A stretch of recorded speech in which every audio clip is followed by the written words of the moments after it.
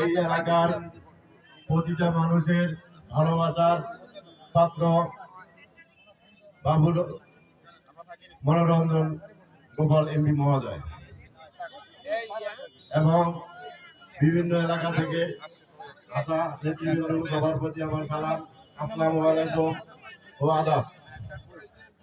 আসলে নির্বাচন সামনে আসলে অনেক কথা হয়ে যায়। আমাদের নৌকার কান্ডারি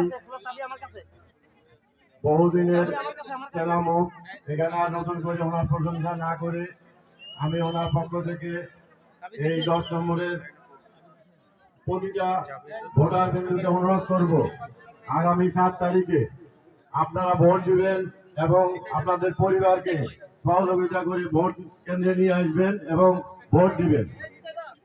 আমরা কিন্তু আসলে ওই ভোট চাচ্ছি যে হিন্দু সম্প্রদায়ের কাছে।